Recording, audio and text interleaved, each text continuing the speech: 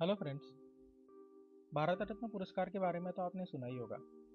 भारत रत्न एक ऐसा पुरस्कार है जिसे प्राप्त करना सम्माननीय माना जाता है। आज हम इसी भारत रत्न पुरस्कार के बारे में जानेंगे।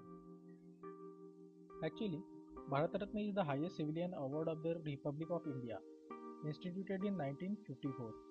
The award is conferred in recognition of exceptional service or performance of the highest order, without distinction of race, occupation, position or sex.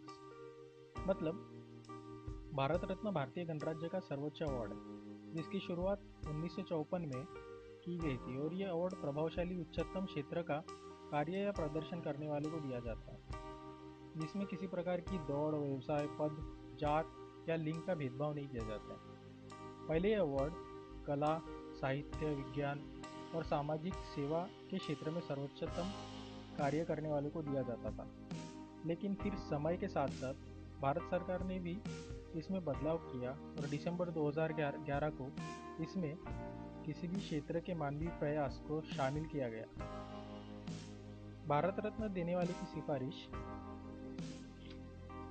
Bharat के प्रधानमंत्री द्वारा राष्ट्रपति को की जाती है, जिसमें हर साल अधिकतम 3 लोगों का नाम निर्देशन किया जाता है। इसके हकदार को प्रधानमंत्री के हस्ताक्षर वाला सर्टिफिकेट और पीपल के पेड़ की पत्ती के आकार वाला मेडल दिया जाता है, लेकिन इस अवार्ड से जुड़ा कोई पैसों से संबंधित दावा नहीं किया जाता है। भारत रत्न के हकदार को भारत की तहरीर में 7वें स्थान पर रखा गया है। 2 जनवरी 1954 को राष्ट्रपति ने 2 सिविलियन अवार्ड की घोषणा की थी। भारत रत्न, जो एक सर्वोच्चतम सिविलियन अवार्ड, और 3 स्तरीय पद्म विभूषण, जिसे पहला वर्ग, दूसरा वर्ग और तीसरे वर्ग में बांटा गया था, और फिर भारत रत्न को रखा गया था। 15 जनवरी 1955 को पद्म विभूषण को 3 नए अवार्ड्स में विभाजित किया गया: पद्म विभूषण, पद्म भूषण और पद्मश्री। भारत के इतिहास में 2 बार इस अवार्ड को निलंबित किया गया था। पहला निलंबन 1977 में, जब मोरारजी देसाई चौथे प्रधानमंत्री बने थे, तब किया गया था, और सरकार ने 13 जुलाई 1977 में सभी व्यक्तिगत सम्मानों को हटा दिया था।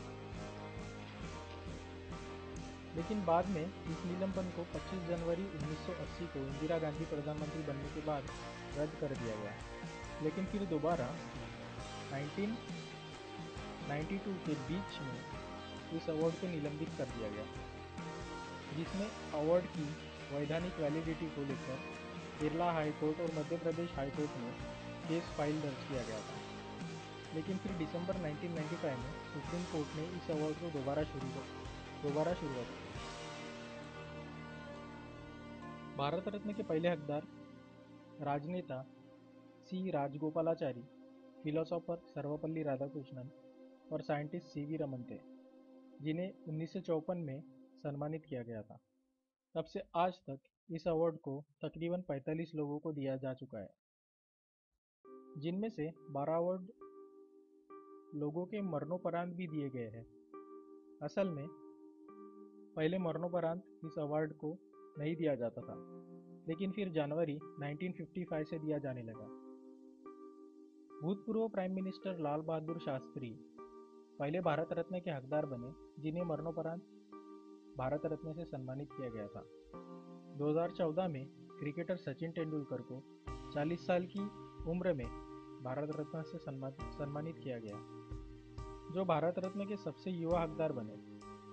जबकि सामाजिक कार्यकर्ता ढोंडे केशव कर्वे को उनके 100वें जन्मदिन पर इस अवार्ड से सम्मानित किया गया।